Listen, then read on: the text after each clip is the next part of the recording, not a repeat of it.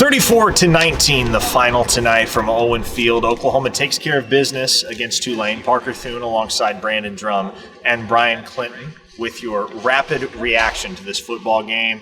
And it got ugly at times, guys. Not the most picturesque of performances from the Sooners, but as they say, good teams win, great teams cover. Does that mean OU is a great team because they covered today? No. The sarcasm in the question, no. They're not a great team. They're a good team. I think people don't want to hear that, but defensively, obviously, they're good. Now, did they struggle defensively at times today?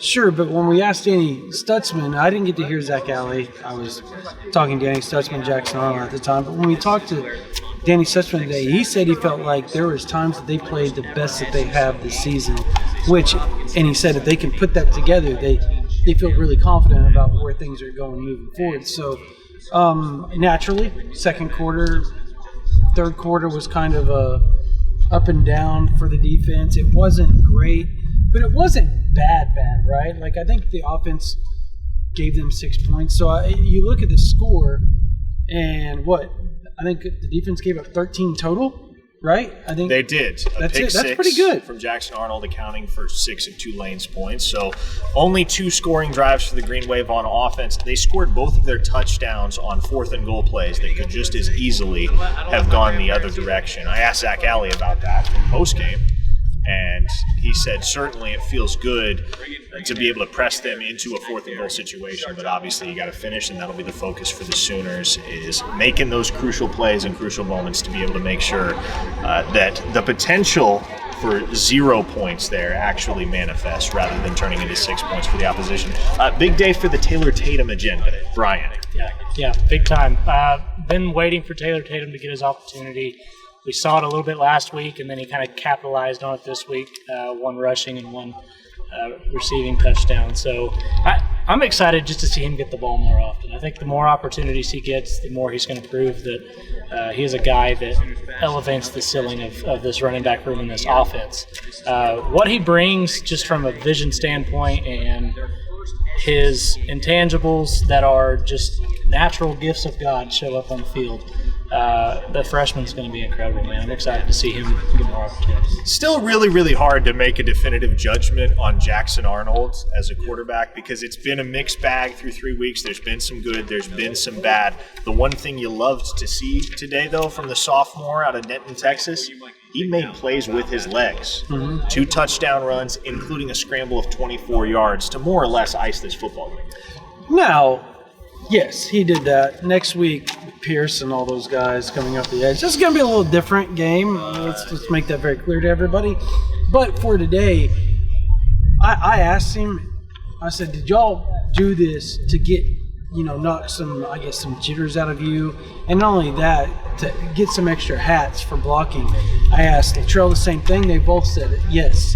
It was kind of to get Jackson going.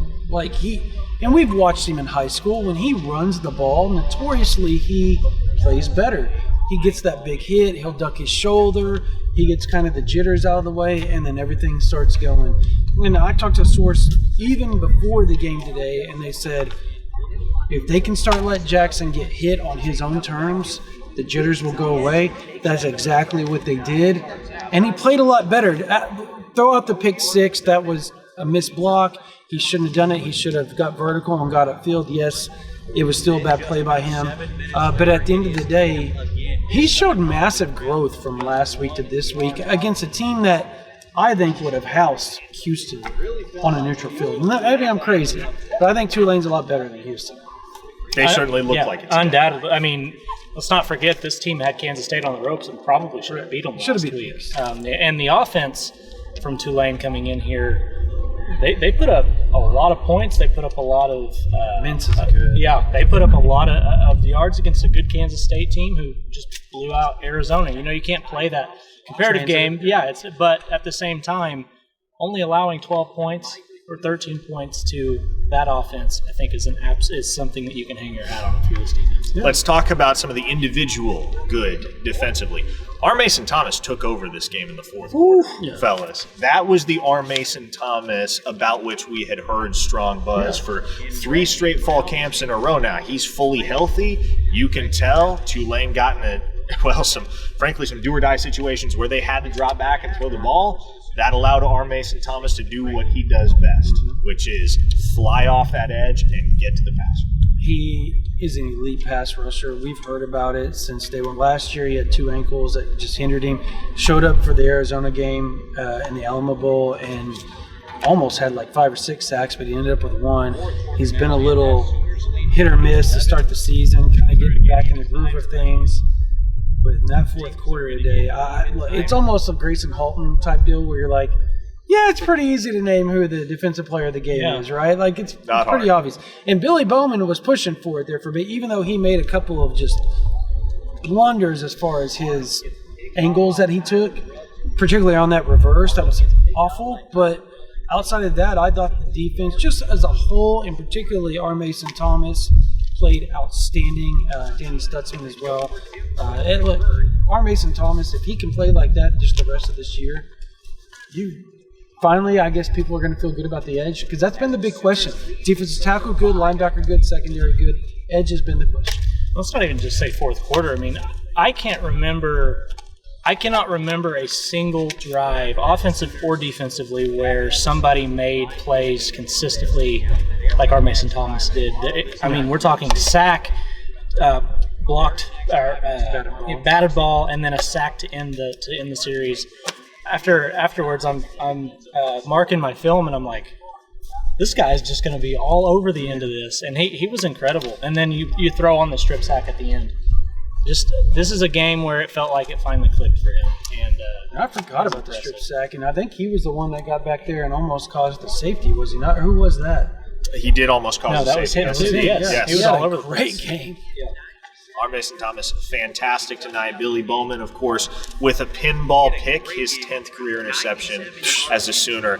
Another couple guys that flashed tonight on defense. How about Sammy Omasego? Yes, no Kendall Dolby tonight. I say tonight because it's getting dark. This afternoon, no Kendall Dolby, no Gentry Williams in the back end of the secondary. It was Kenai Walker and Des Malone that were getting a lot of the snaps at outside corner. You saw Woody Washington at Cheetah, but the other guy that you saw quite a bit at Cheetah was Sammy Omasego. And through 3 weeks, to me, guys, he's been one of the bright spots from the second team in the sense that he wasn't necessarily a guy going into the year that you figured, okay, he's a cornerstone for this defense, at least not yet, but he's made some outstanding plays. Yeah, he looked excellent tonight. He had a couple of quarterback hurries. That all-out blitz, I believe, towards the end of the first half, is that when it was? Yep. Got back there, and it was immediately on top of the quarterback, didn't even have time to finish his drop. He's going to be a playmaker, and what I like about that is it gives you another body type going in the SEC play at that position, because you have Kendall Dolby, who's going to be terrific for passing down situations. So when you need to load the box, he's got the body type, he's got the speed, and he's got the ability, and he showed that tonight. I can't disagree with you. I think he's just starting to scratch the surface Absolutely. Of where he's going to be later on in the season. I think it's going to be really interesting to see how much and how they use him, because particularly when Deshaun McCullough comes back, like where does all that play in, and how much do they have to split, or does Kendall Dolby get? I mean, I don't think you can push him to the side, but what do you do with all 3 of those guys? Because they're all 3 legit guys at Cheetah. Yeah. The expectation coming in was that we were going to see Nick Anderson in this football game. Vibes were good throughout the week. Brent Venables said midweek that he was hopeful. Nick Anderson warmed up. He suited up.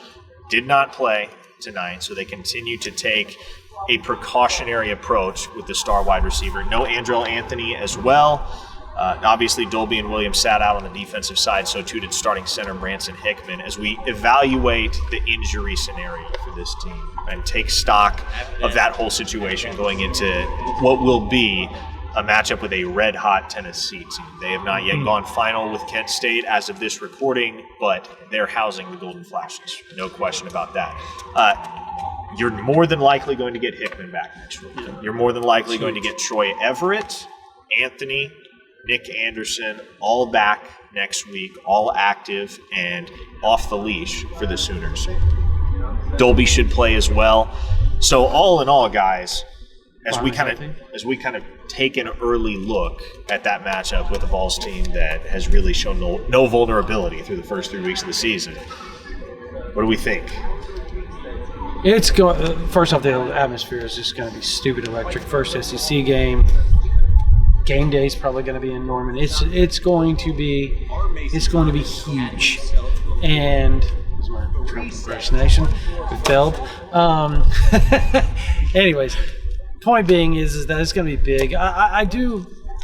Imalaleava, is I said that right? Iamaleava. Imalaleava.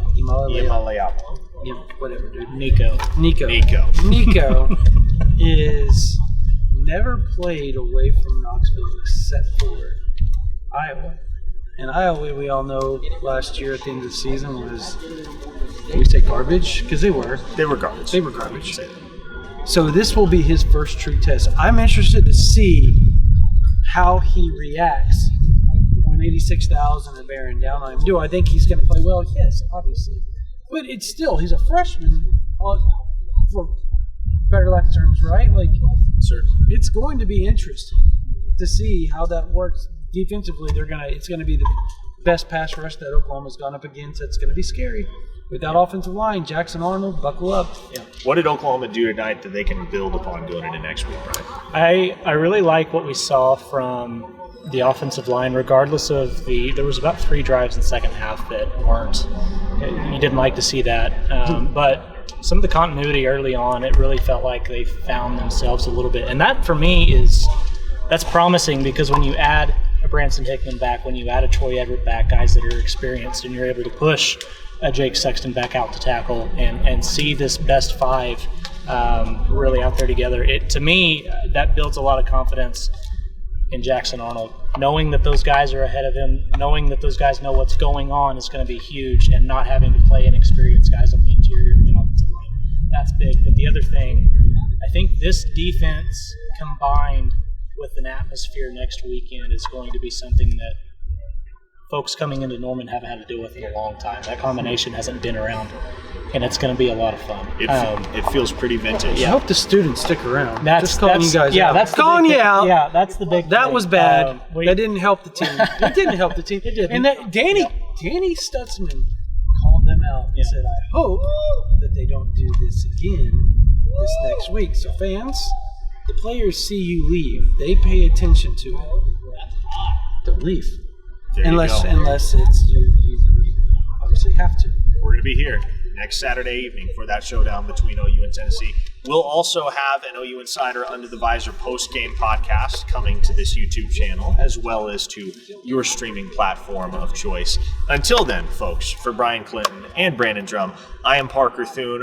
OU a 34-19 victor this evening from Owen Field. We'll see you next week with a hopefully triumphant edition of the Rapid Reaction. See you soon.